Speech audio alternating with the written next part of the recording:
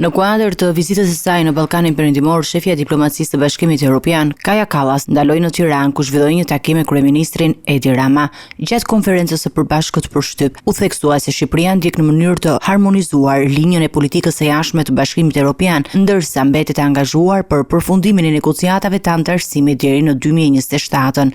Një plan të dakordsuar me Bashkimin Evropian për të mbyllur negociatat në 2027. Kjo do të thotë që në momentin që mbyllen negociatat, Komisioni i rekomandon vendeve anëtare anëtarësimin.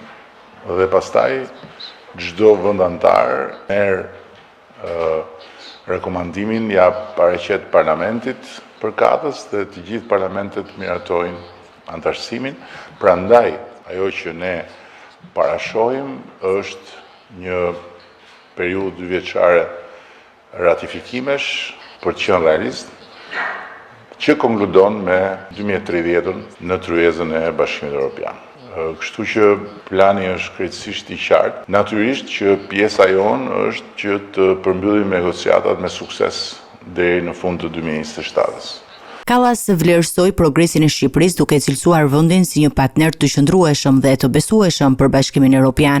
Ajo shpreh se anëtarësimi në Bashkimin Evropian deri në vitin 2030 është një synim i realizueshëm përsa kovijon zbatimi i reformave dhe forcohet sundimi i ligjit, një element kyç për investime dhe zhvillim. 2030 është një objektiv realist për të anëtarësuar në Bashkimin Evropian në rast se të gjithë do të ndërmarrin hapat e duhur gjatë rrugës, jo vetëm me reformat që duhen miratuar, por edhe të vihet në zbatim. Sundimi i ligjit është veçanërisht i rëndësishëm se është një nga themelet e Bashkimit Evropian dhe begatisë të një vendi.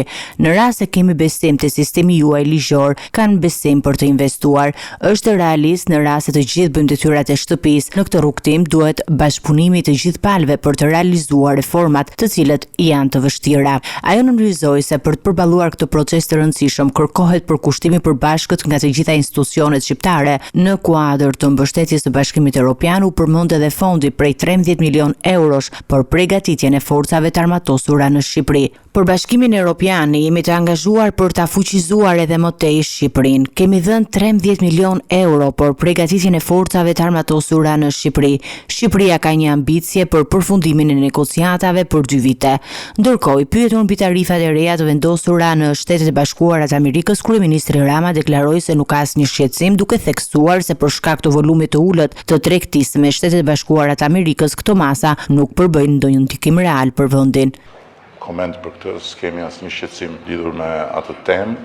Qasja jonë ndaj gjithë kësaj politike të re që po bëhet me tarifat është një qasje shumë e thjeshtë dhe në një farë mënyrë komode për vetë pozicionin tonë, për vetë volumin e tregtisë që ne kemi me Shtetet e Bashkuara dhe në rast se i referoheni edhe tabelës tarifave të shpallura nga sala ovale, ne nuk kemi arsye të kemi asnjë shqetësim.